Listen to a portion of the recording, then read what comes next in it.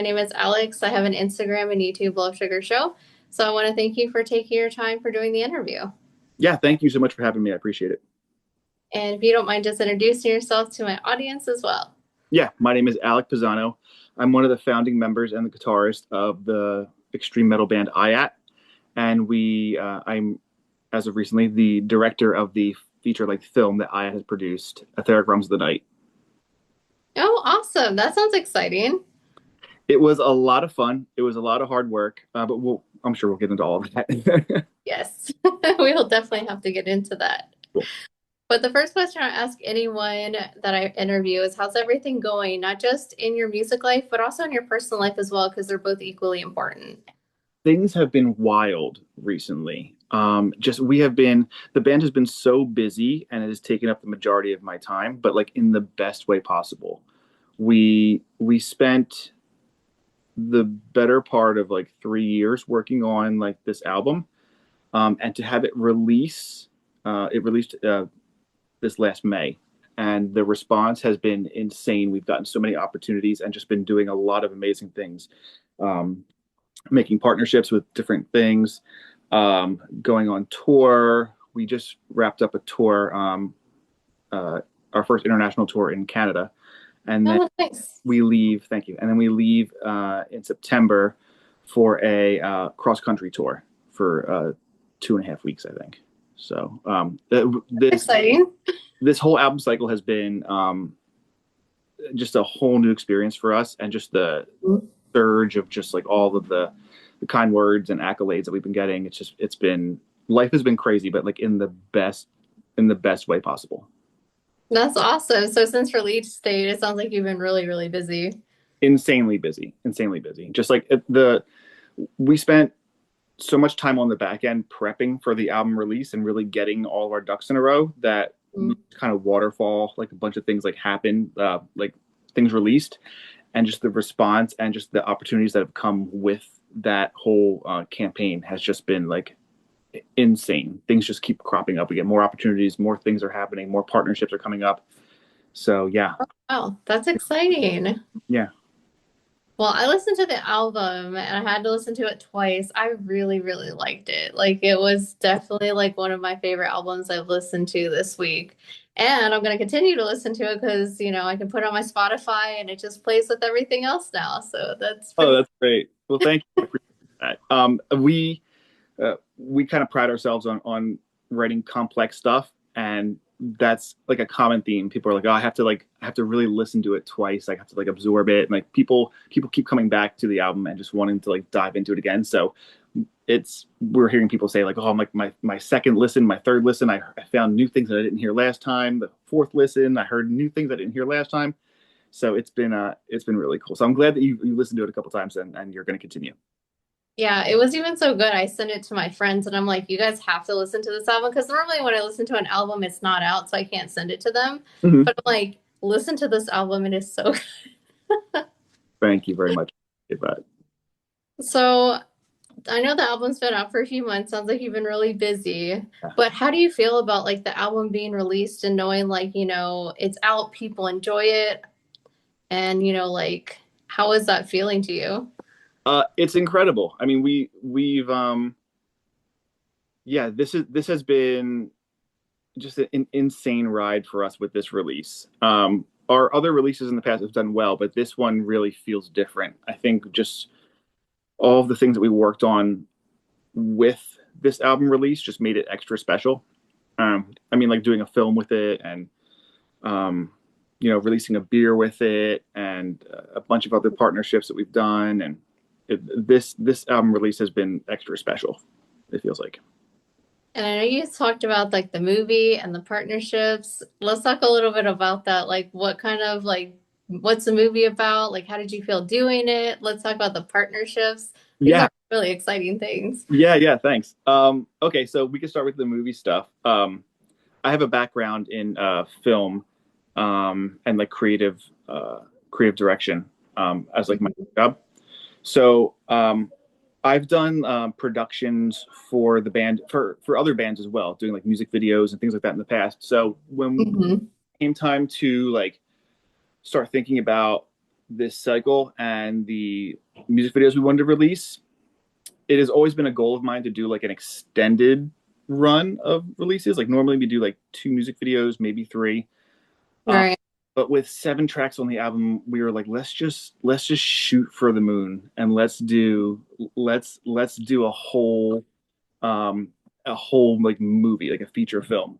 So we spent, I wouldn't say 18 months storyboarding and editing and writing. We self-financed this whole thing. We Oh, wow. shot it ourselves. We produced it ourselves. I did all the editing for it. I directed it. We did it all on our own, and we at the end of 18 months we had a feature length film. So it's the best way to describe it is kind of like Pink Floyd's The Wall, where it's like you can listen to the full album Mm-hmm. sonically, or you can watch the full album as a narrative film. So there's a storyline that goes through each song on the album that ties them all together. So you can sit and watch a full narrative film and experience the album in a totally different light. And we have to also let people know where to see this because I'm sure after describing that, people are gonna want to go watch it. Yeah, so I we announced this maybe about a month or so ago. We actually got picked up for distribution. So we are the film will be streaming on Thunderflix. Thunderflix is like a Netflix like app dedicated for all metal stuff. So there's tons of documentaries and live concerts and content from bands like Black Sabbath and Megadeth and Behemoth and some of the biggest names in metal. And that is where you can watch our film Etheric Realms of the Night, just along those guys on the streaming app. So it's like a huge accomplishment for a band independently to produce a film and then to have the film distributed worldwide on this streaming service. That's awesome. So I guess someone must have liked it. A lot of someone must have liked it. Yeah, yeah. It's been a wild ride, but it's all the hard work that the returns keep coming. So For a film, I guess you kind of have to have like a plot or something or like a theme or something. So how did you guys like come up with all that stuff? Because that's a lot to go from like an album to like, let's just go and make it a movie. yeah, so the album Etheric Realms of the Night is a concept album. It revolves around sleep and dream and kind of like the blurred line between the waking world and your subconscious. Mm-hmm. So we leaned heavily into that for the entire album cycle, which includes the film. So the film itself takes a narrative story. It follows a heroine as she kind of teeters the line between uh, the waking world and the dream world, and she's chased by malevolent figures in the dreams. She wakes up and she's half asleep. She wakes up and she some of the dream world is in the waking world. Some of her waking world is in the dream world, and it follows a narrative arc. I don't want to spoil what happens at the end of the movie, but it's a Gotta watch for that. yeah, we watch the whole cohesive piece though, and it ties into the themes of dream and sleep and subconscious and where you go when you dream. See, I love sleeping, so this album is like my spirit animal. This is like my album for the entire year. Well, Oh my, probably for the entirety of my life because I love sleep. yeah, it's a necessity. Well, this the film kind of plays with what should be restful sleep, what should be like a sanctuary for you where you dream. It's inhabited by other things that you don't really understand, and it's Hmm. I encourage people to dive in and watch it on Thunderflix when it comes out on July 24th. That's like next week. So you have to wait a little bit to see it, but Yeah, a little bit of time, but it will be on Thunderflix exclusively July 24th. and with your partnerships, I think I heard you mention a beer. We did. So again, along with there's so much stuff. Along with the album and the film, we partnered with Stratosphere Brewing Company, and we were able to release our very own beer. Oh, It was called Draft Away, a little play off of our track Drift Away off of the album. So hmm. Draft Away is a blackberry lager. It's it has no business being as good as it is. It's delicious. I've gone to the brewery multiple times and been like, guys, just let me get in the back and just like start canning it myself because I need to take some home with me. It's that good. So we had a event at the brewery, kind of like celebrating the release of the beer. So we had like a meet and greet and like drink with the band kind of thing. We wound up screening the first 20 minutes of the film with the audience there. So Hmm. people got to try the beer and get a very short sneak peek of the feature length film. It was a great time. But yeah, the beer is available now at Stratosphere Brewing Company. That's awesome. Yeah, And thanks. is that the only place you can get it? So just like Uh, locally or they are, I believe that Stratosphere is working on distributing the beer elsewhere. I'm not exactly sure where that will be. For right now, it is locally at Stratosphere Brewing Company in Mount Holly, New Jersey, but that may be changing very, very soon and might be distributed. yeah, I have to ask for anyone who might want it, not me at all, but for other people who might want to try it. Sure, sure, sure. Were there any other like wild partnerships that you had as well? What else Those are pretty crazy, but we did a couple other cool things. And we have some other things that are in the works that I can't really divulge just yet. But another cool partnership. We worked with um, the guitarist and I worked, Joe, worked with Lunar Guitar Picks. And shout out to those guys. They are hooking us up with some signature picks, which are really cool. awesome. Yeah, there's a couple other partnerships that are in the works that I can't divulge just yet. I would just tell people to stay posted to our Instagram and our social media because we'll be releasing information before the end of the year. So I have to ask if we can have like a hint or something. Because people watching these interviews, like we nosy, we want to know. There have been talks about delving into another beverage or possibly a food item too. I can't say too much. You're going to have to just stay tuned to our Instagrams and see what else we have going on. There's a couple other things that we have going on. I also love food. Like food and sleep are like my Yeah, top two. So yeah. so I'm assuming you've listened to these songs over and over, probably listened to the album more than most people will ever listen to it. So I'm curious, kind of, being a few months from when it released, is there anything that, you would change on it? Like you listen to it and you're like, man, I wish I would have done this instead. It's hard. We spent a considerable amount of time making this album, and we kind of did it backwards from how we usually do things. We wrote the album, and then we went on tour for a little while, and then we came back on tour and had to relearn what we had wrote and kind of like refine things. Started recording, went on tour again, came back, finished recording, and then started working on the film while we were finishing up recording. Oh, wow. There was a lot of time that we were able to sit with the material, digest it, Mhm. leave, come back, and then like really like kind of take a look at it with like fresh ears and say, okay, yes, this is working. Yes, this is not working. So we had a lot of time that we were able to massage this thing, really get it to where we wanted it to be.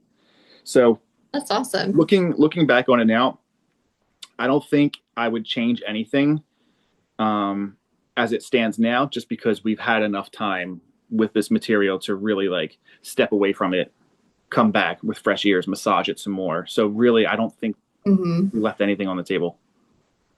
Did you have any song that, you came back, you're like, oh, I don't really like this, or we need to change this or add this? Yeah, for sure. There was a couple sections in different songs where we had to after reviewing it over time and stepping away and coming back, you know things didn't flow right, or things felt like we could kind of push the envelope even further. Hmm. So yeah, that kind of happened with a couple of songs on the album, but I think for the most part, the goal was always to have like a complete vision from start to finish. We wanted this to feel just as the way that the film is a narrative. We wanted the album to feel like it had a linear flow and really Hmm. told a story. And when you created this album, what kind of emotions did you put into it? Like, what emotions were you hoping that the listener would take away? A lot of times with our albums, we kind of lean into this the subject matter of like transcending. Hmm. Can be a bunch of different things. It could be overcoming obstacles or adversity. Transcending could be pulling yourself out of a situation that you don't necessarily that doesn't serve you anymore. Hmm. This album had that level of transcendency, but it was almost like um, I want to say almost like elevating to another state of consciousness, Yeah, that sort of transcendence. And that could be a good thing or a bad thing depending on where that takes you. for sure. Don't want to go the bad way though. No, but I mean, just with everything in life, you can't have light without shadow. True. Very, very true. You can't have light without dark either, or good without bad. Yeah, absolutely. So that's one of the things that we kind of try to accomplish when we do writing, when we write for new albums and stuff like that, is we want to have a dynamic range because you can't be heavy all the time. You need to have lighter parts that make the heavy parts feel even heavier. It's a balancing act and really playing with all different colors in your palette. Exactly. One color would be kind of boring. Yeah. Yeah. And one thing I noticed is all the songs in the album are kind of longer, except for the last one. Was Mhm. that intentional? We tend to write long songs, to be honest. Averaging out like around 5 or 6 minutes. That's like our average write time, and that just happens naturally. Uh, Hmm. the the final track, Hypnos, on the album, was one of those things that we didn't originally plan to do, and it was after sitting with the album for a little while and coming back, we realized that it would be really cool to have like a bookend moment that really like signs off um, on the journey that we kind of established. So Hypnos itself, which I know there's no lyrics, there's no vocals really. There's like a recorded like voice part, but there's no actual vocals to the song. There's Hmm. there's no real like distorted guitars. There's like a clean guitar in there. There's no like real drums per se. It's more like orchestral piece, but I think it really puts the button on like the journey. You know what I mean? Like Yeah. you feel the weight of like the grandiose weight of the finality of it. And Would you? I'm sorry, I just want to say I think it ties in really well with the film too. If you watch the film, Hmm. you'll get the weight of okay, it makes sense for Hypnos to be this kind of like big like grandiose moment. Do you think it's kind of like a meditation where it's like, you start off like really calm and then, you get to the meat of it. And then at the end, it's like, okay, like now you got to go back to reality. Let's like walk you back to it because now it's over. Mm-hmm. Yeah, there's definitely a play um on like an ease in or a ramp up and then experiencing different states and different flows. It's definitely not a like a clear like continuous ramp up. We really tried hard to emulate different sides of dreaming. Mhm. When you dream, it's kind of unpredictable. You Yeah. have about something and then it turns and you're still dreaming about something completely different. And Hmm. sometimes you're in a lull state. Sometimes you stop dreaming altogether and you're just in a weird, you know. Um, Yeah. so we really tried to emulate a lot of those feelings and those weird paths that you can go when you dream. It's kind of unpredictable, and I think that plays into our type of music we write. So I know this album has like a lot of theme, like the theme pretty much feels like dreamy type of deal. Like is the band into like, I don't know, like dream interpretations or like dream walking or anything like that, spiritual stuff? We had a lot of discussions. We're kind of nerds when it comes to that stuff, where we actually like really talk about album like concepts and themes, and we take a considerable amount of time discussing what is the theme of this album, like how do we relate to it, what emotions can we try and pull out of this material to resonate with somebody who's listening to it.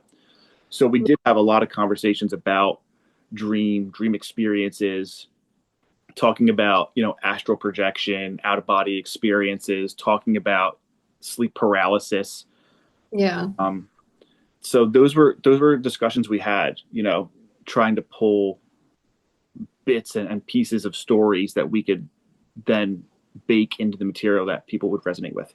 And I'll tell you, it's funny. We actually had someone close to the band um, after the album came out reach out to us and say, "You have a song called Somnophobia, and I suffer from somnophobia." And we were like, "Oh, we didn't know that. Somnophobia is somnophobia is the fear of falling asleep, and it's like a medical condition that people have." And we, got a chance to talk to him about it, and he said that he was like, it's really crazy. You guys described some of the symptoms of somnophobia in the songs. We were like, yeah, we did research on it. He goes, yeah, you got it. It was spot on. Have that. So we try really hard to, as nerdy as it sounds, do a little bit of research and kind of pull from different experiences to really nail down a concept. Did you guys like discuss any dreams that you had or anything to maybe like inspire the album? I don't.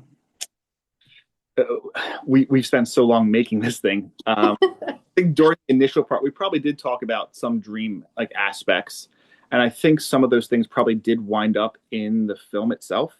Mm-hmm. Some visual elements. I could think of specifically for me. There's a couple of shots, a couple of scenes that we filmed for the film that I've definitely dreamt, and I use that as inspiration for the film. Was it a good dream or a bad dream? No, like nightmare, like night terror kind of stuff. Okay, that's fun. I hate those. No, fun when they happen, but I mean, it's good material. Yes, and how many people can say they make money off their bad dreams? So, Yeah, that is very true. Yeah. so I want to talk about the first song, Drift Away. I love that there was like a flute. It felt like, I don't know, just really calming, Hmm. like inviting. Yeah. And it also felt like welcome to the album. Like we're happy that you're here. Like almost like a dream. Like if you could describe a dream, it would be that song. So I'm Hmm. curious, like what was the creative process behind that? Because it's just so perfect. Adding the flute. Yeah. So, um, I could say this that Joe, our other guitarist, his father was really big into '70s like progressive, like prog rock stuff. Mm-hmm. Joe, in turn, has really turned us on to a lot of like prog rock and like stuff from the '60s and '70s. So one band in particular, Gong, um, has a flute player, and we uh, again shot for the moon and reached out to the guys from Gong. His name is Dieter Mallerby. I think he's in his like late '70s, maybe early '80s. Oh wow.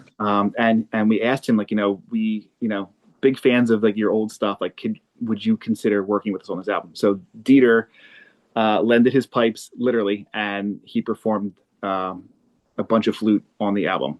So the flute piece that you're talking about from Drift Away was done by Dieter from Gong, which was really special for us to say that we could have like a legendary like Grammy winning like artist like you know perform flute on our album. And I think the flute in particular really does lend to that dream aspect like you were talking about. First of all, who adds metal and flute together? You guys. What, but I mean, like, and has it work in a way that it just like it feels effortless, when you're listening to it. It's not jarring or takes you out of it, or it just adds to the whole piece of it. So yeah, it was really cool getting Dieter to do flute for us and having that be a part of the start of the album. That is so cool. Yeah, That is like so, so cool. yeah, it was really neat. Well, since this album is like about dreamy and kind of makes you like, I guess, dream, sleep, whatever, kind of a fun question is if this album was like an energy drink, because you might need it after listening to the album because it's just so peaceful, what kind of energy drink would it be? And what An would be the name of it? energy drink? Yes. That's the wrong vibe for this. I feel like this might have to be like a lavender tea that's like laced with something that gives you like weird trippy dreams. You know? I think maybe that's tough. I don't think it's an energy drink at all. I think it's like a sleepy time tea that's laced with something that makes you see weird shit while you're dreaming. I feel like maybe that's like back in the 60s. I'm sure they had a lot of that stuff. I'm sure you're right. Yeah. What would it be called? What would it be called, this drink? Oh man, that's tough. I want to say something with Hypnos because he's such a prominent figure in the film and in the album. Like Hypnosis Sleepy Time Tea or something like that. But it has to come in an energy drink can because Of that's course, like. yeah. We'll do a full can. We'll do a full can. Um, yeah, that's funny. And just curious, what is your favorite song off the entire album? Oof, I know it's so hard to pick. that's really hard, and I think it's changed over time. I think now, as it stands, my favorite song is "Walk Amongst." It's the second to last song, the second to last track on the album. It's just it hits in a way. It's very bombastic. It's very like loud and just kind of like I think I'm also kind of biased because it is like the climax of the film too, and I think it plays really hard into like the emotional state of where we are in the film. I I think I have to say Walk Amongst. It's my favorite to play every night when we're playing the album live. That's awesome. I do like that one too. Thank you. But then I'm like, I kind of hate it too because I'm like, oh no, the album's almost done. Well, the good thing about it is the album bookends with the the ticking of a clock. So as soon as that clock ticks, just roll right back into it again and give it another listen.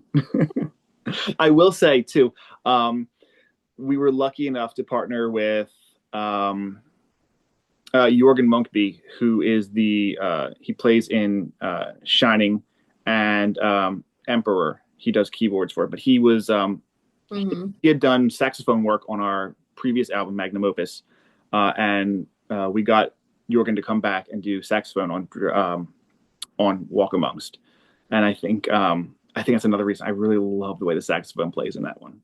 Yes, it's like flute, saxophone, metal. Yes. Yeah, yeah, we like to incorporate different instrumentation. Um, we have all kinds of different stuff. There was like we did pan flute on this album too. There was harp on this album. Hmm. We had violin, and so yeah, we try and think of interesting ways to tell stories. That's really what we're doing when we're writing an album. We're trying to tell a story, and we just want to make the most interesting story possible. That's awesome. I really liked it. So I think you guys did an awesome job. Thank you. Thanks. And for anyone watching the interview, if you can let them know the name of the album, where they can stream it, remind them of the movie because I am definitely going to watch it. I'm so excited. I'm like, I hate I have to wait. Oh, cool, cool, cool. Yeah.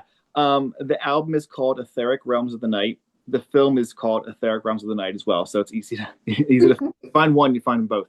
Um, the album is streaming everywhere right now. So Spotify, Apple Music, so wherever you get your streaming, um, you can check out the album there. Um, the film, Etheric Realms of the Night, drops on July 24th on Thunderflix. Thunderflix is a streaming app with all kinds of cool metal stuff, so you can watch the movie right from the comfort of your own home off the app. And what about those who like physical media? Is there going to be anything available for that that they can grab? Yes. So the album is also out on vinyl right now and on CD. You can go to our merch store. Actually, no, I think we're sold out actually on our merch store. I know that our label has some. You can check with Black Line Records and you can check with In Vimo Records. I believe it's on Sound Pollution too. We're gonna have to look to repress this thing because we're already sold out. Which I mean, that's not a bad problem to have, but yeah. So there are copies still floating out there. I'm sure if you search "Etheric Realms of the Night," you can get your hands on a copy. If not, we're going to be pressing more. And I will say this as an exclusive: I think we are talking about doing a collector's edition CD and DVD with the film and the album together. That's in talks. So again, that's stuff that you can find on our social media when we officially release that. Well, that's awesome. And for anyone watching it, I'll put all the links below so you guys don't have to go searching for it. It'll be really easy. Just click on it, it'll take you right there. I love this album. It was like very peaceful, welcoming, and I don't know how you can make metal and make it be peaceful and amazing, but it was. Mhm. So, Congratulations on making such a great album. Thank you. I really appreciate that.